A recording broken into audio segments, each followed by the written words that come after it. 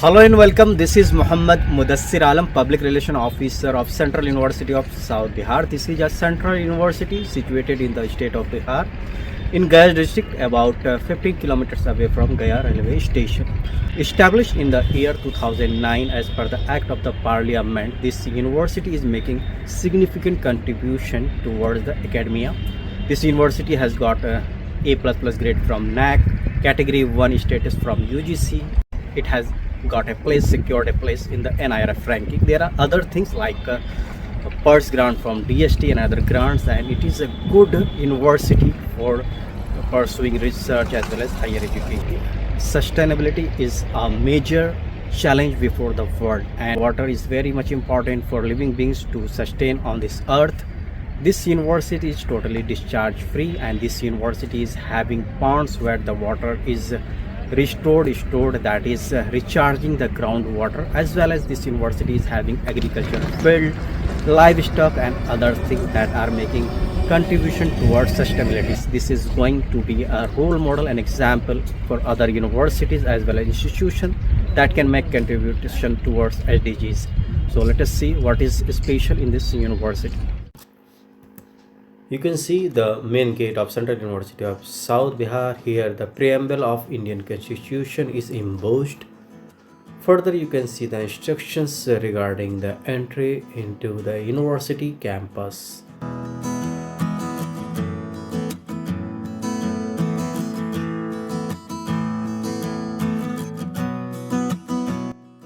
This is a drug-free campus, and the guard on the main gate will guide you to enter the campus. Here you can see eco-friendly campus, cycling as well as e-rickshaw, and this is the stupa, signature structure of the university.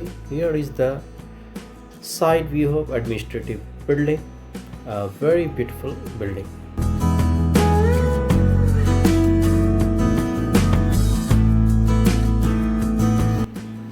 As I told you earlier, the university is having its agriculture farm, starting with the cow shed.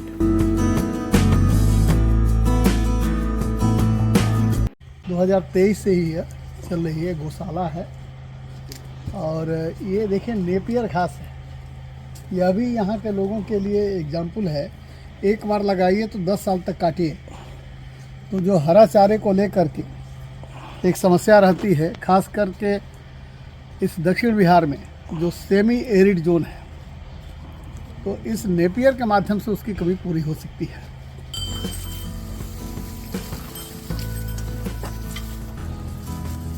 हो गया।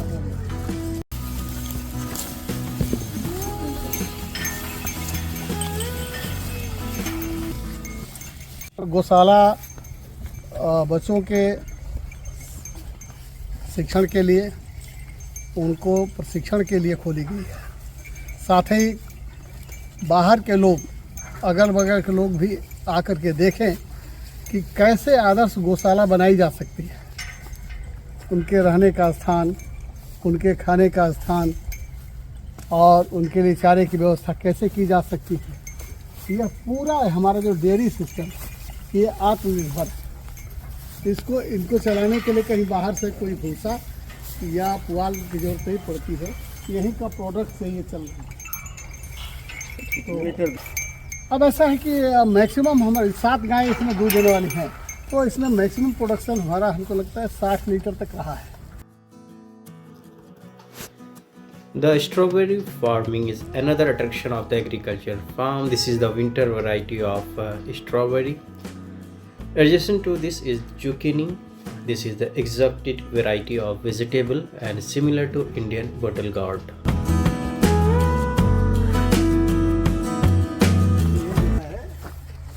ये जो दिख रहा है ना, हाँ, ये इसको गाय भी खाती हैं, धान की खेती के लिए भी काम आता है, बकरियां भी खाती हैं, मुर्गियां भी खाती हैं, बहुत प्रोटीनस है। ये बच्चे जिसे देखिए, ये बहुत सारे ऐसे व्यवसाय हैं जिनके बारे में लोगों की अभिरुचि नहीं पनप पा रही है, या करते हैं तो लोग बहुत परंपरागत तरीके से, लेकिन यह जो है पूर्ण रूप से वैज्ञानिक तरीके से कैसे गोटरी पालन, उसका एक उदाहरण है।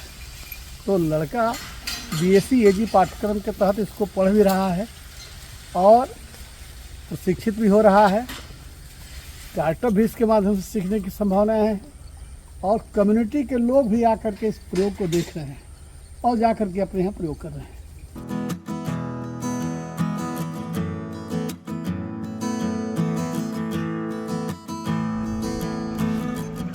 Water preservation is one of the major steps taken by the university. This is one of the ponds of the university. केवल किताब में न पढ़े, किताब पढ़ करके न सीखे, प्रयोग करके सीखे, इसके लिए यह तालाब है। और ऐसे ऐसे हमारे विश्वविद्यालय में 10 तालाब हैं। Along with water preservation, these ponds are used for fish farming purpose. इन तालाबों का बहुआयामी उपयोग हो रहा है। सिंचाई भी होती है, इनके माध्यम से पक्षियों को जल भी मिला है पीने को, जानवरों को भी सिंचाई भी हो रही है और अंडरग्राउंड वाटर जो तेज़ी से ख़त्म हो रहा है, जो आने वाले कल के लिए एक बहुत बड़ा संकट है, तो उसका भी प्रबंधन हो रहा है, जिससे अंडरग्राउंड वाटर रिचार्ज हो रहा है, बढ़ रहा है। क्योंकि एक शंका उत्पन्न ये हो गई है कि जो बाहर से आयातित मछलियों को पाल रहे हैं, उसके चलते देसी मछलियाँ समाप्त हो रही हैं, तो उनका भी अलग से एक ब्रीडिंग हो, उसके लिए बनाया गया है।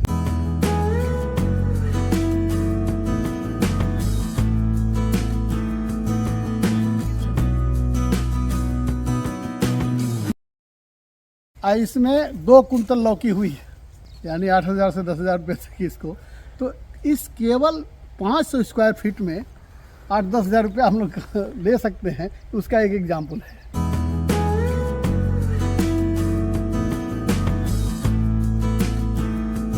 तो यहाँ पुआल जलाई नहीं जाती है, यह पुआल खाद का काम कर रही है ना। और इस पुआल का सबसे बड़ा लाभ हुआ कि जैसे धान की खेती शुरू हुई, यहाँ पर कुश बहुत होता था, वो कुछ बिल्कुल ऑटोमेटिकली ख़त्म हो गया।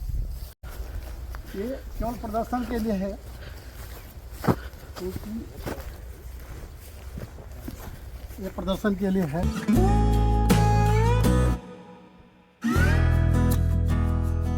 आज जो पैदा हुआ वह किसानों के लिए सीड के रूप में भी, सर्टिफाइड सीड के रूप में दिया जाता है। तो ये हीट को ही बर्दाश्त करेगा और उत्पादकता अच्छी होगी और किसानों के डेमोन्स्ट्रेशन के लिए, ताकि आगे चलकर किसान इसको अपने खेतों में प्रयोग कर सके। तो जो हमारे कृषि विभाग या कृषि संकाय की जो मंशा है वो पूरी हो जाएगी।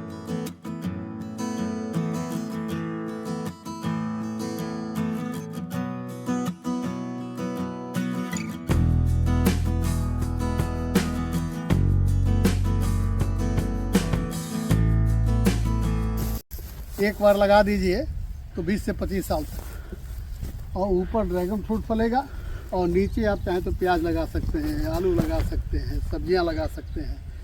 तो ज़मीन का कैसे अनुकूलतम उपयोग हो, इसका यह उदाहरण है। Brimoto plant, that is the plant of brinjal and tomato, are grown up together, and this is one of the unique experiments done in this agriculture farm. तो हम लोग वो दिन भी देखे हैं जब गाँव में खेती के प्रोडक्ट्स का प्रोसेसिंग ओखल, मूसल, जांत, चाकी के माध्यम से हुआ करती थी, लेकिन आने वाली पीढ़ी और वर्तमान पीढ़ी ने नहीं देखा। तो पहले के हमारे हेरिटेज को हमारे विद्यार्थी सीख सकें, जान सकें, उसके लिए एग्रो हेरिटेज की यहाँ पर स्थापना हो रही है। उस एग्रो हेरिटेज में चाकी, जांता, ओखल, मूसल, सिलबट्टा, ये सारी चीज़ें रखी जाएगी ताकि लोग अपनी विरासत का एहसास कर सकें। Agricultural land is sprawling across many acres inside the campus. This is the mustard field. You can see leguminous plants as well. The hostels are also in the frame.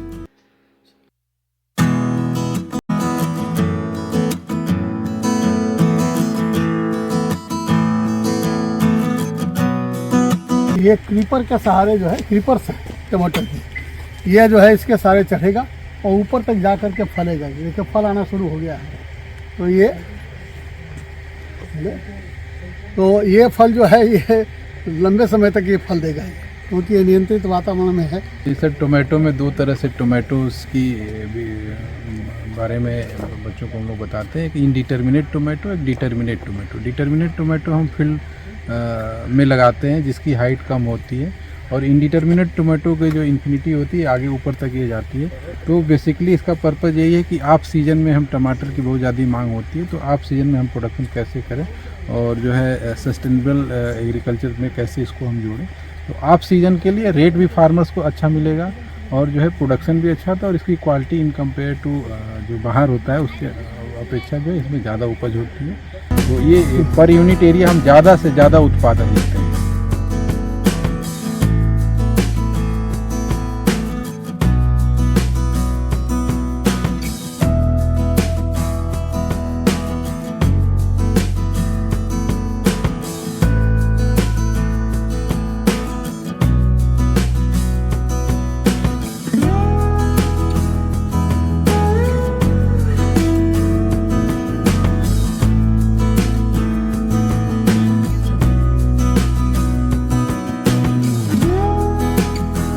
यह खेती ऐसी है मशरूम की कि जिसके पास घर पर कोई एक स्पेयर कमरा है उसमें भी लेयर बना करके वो कर सकता है ना, और अपनी आवश्यकताओं के साथ साथ उसकी मार्केटिंग भी कर सकता है। देखिए इसका मुख्य उद्देश्य है कि जो हमारे यहाँ बीएससी एग्रीकल्चर का छात्र है उसको पैदा करना सीखे कि कैसे मशरूम पैदा की जाती है, किन परिस्थितियों में पैदा की जाती है, कैसे उसकी प्रोसेसिंग होती है, कटिंग होती है और कैसे उसकी मार्केटिंग। तो यहाँ सीख करके लड़का किसी रोजगार का मोहताज नहीं होगा। 3.5 कुंटल इसमें में ही मिर्चा पैदा हुआ है। तो ये कृषि कैसे इकोनॉमिकली वायबल होगी वह इसका एक एग्जाम्पल है, और वही स्थिति उस बैगन के साथ है। तो यह बहुत ही लाभप्रद और ये पूरा इंटीग्रेटेड फार्मिंग सिस्टम का एक एग्जाम्पल है। So you have seen Central University of South Bihar is making its contribution towards SDGs, and it is evolving as a self-sustainable university. Whether it is goatry or dairy farming, honeybee keeping, that is called as apiculture, the university is doing so many things to preserve the environment and utilizing its own resources as much as possible.